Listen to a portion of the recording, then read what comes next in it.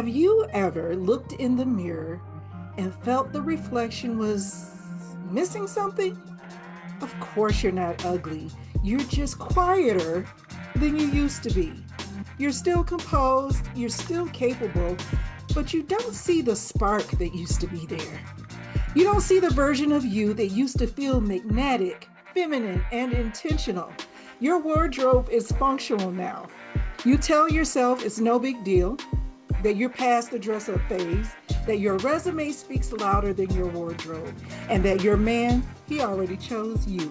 You're married, you've raised children, and you've built a life, but quietly you wonder what it means that you don't feel beautiful anymore. And it's not because you lost your looks, but because you've stopped caring if you're ever seen in that feminine way again.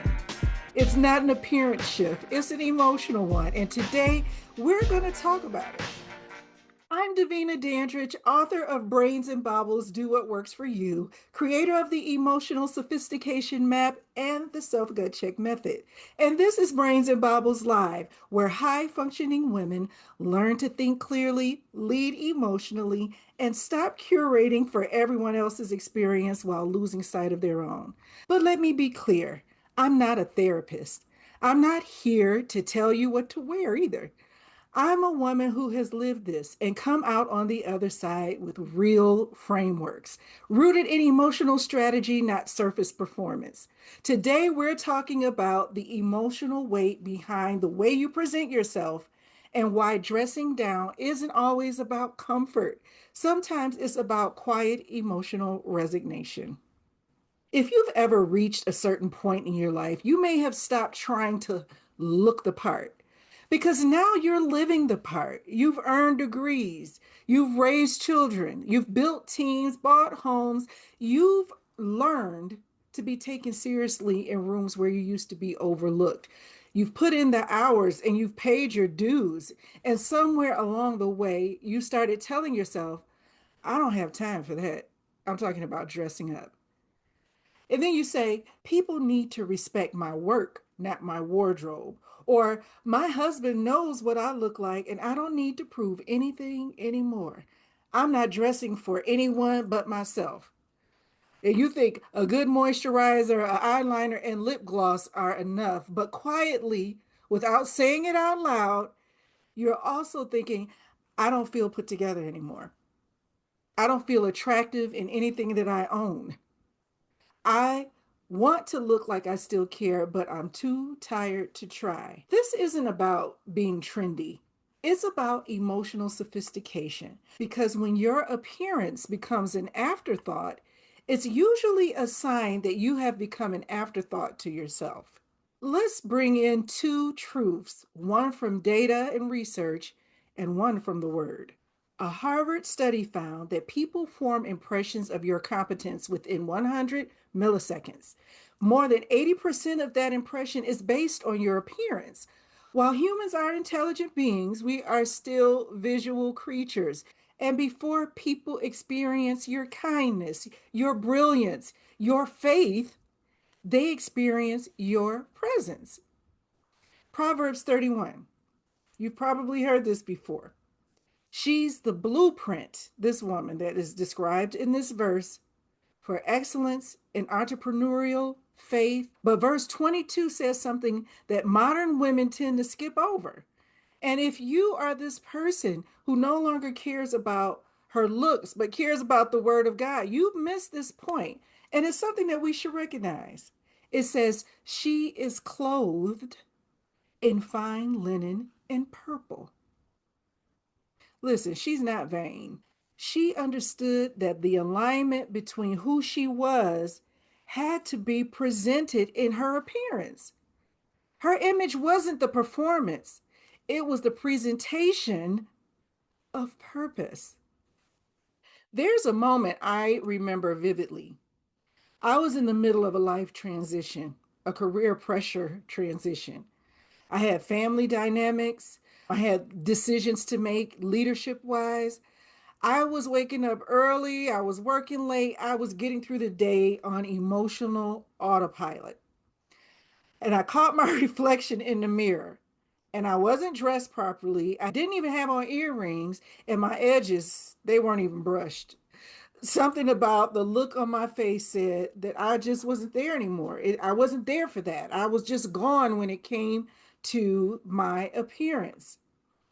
But it wasn't just about the clothes, it was my posture. I didn't sit upright, I didn't present myself. I could really tell that something was wrong. And then I had the unspoken thought, like, I don't have the capacity to care about myself right now. And you know that moment, don't you? Well, anyway, I stopped putting in the effort, but it wasn't because I was over it. It was because I was emotionally depleted and no one noticed or acknowledged that I was losing myself. And you call it comfortable when you do that, but it's not a place of peace. It's a place of protection. You're protecting yourself emotionally, and it's not a good protection.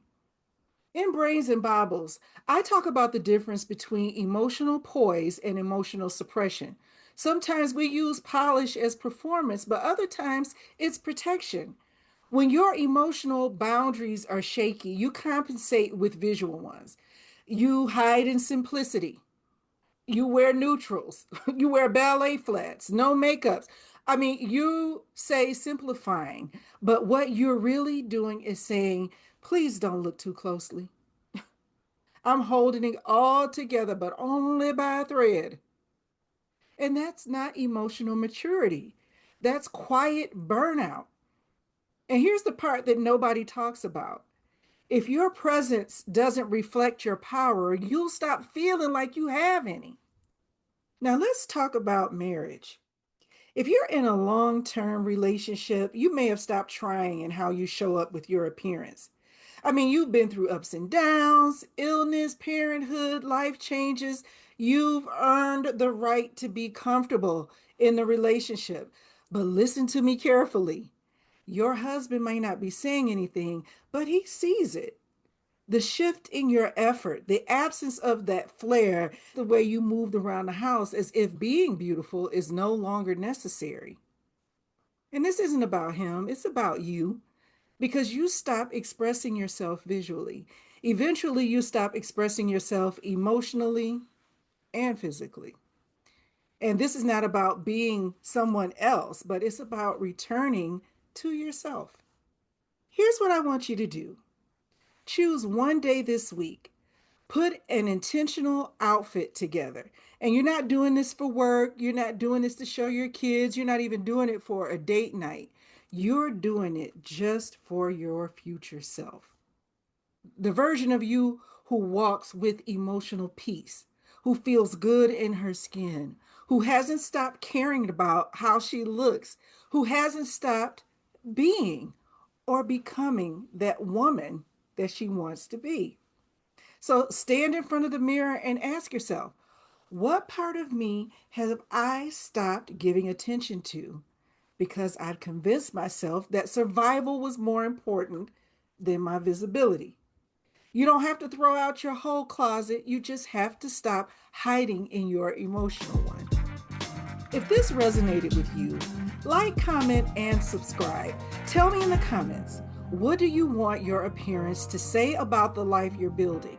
And if you know this is the season where your emotional patterns need shifting, where you need clarity on what you're overcompensating for, take the emotional sophistication map. It's not about style, it's about structure, emotional structure. And it will help you to see exactly what you've been wearing mentally, emotionally, spiritually that no longer fits. Take it now at www.davinadandridge.com. And if you haven't already, read Brains and Baubles, Do What Works for You. It's a guide for women who want to be both powerful and present without performing for approval.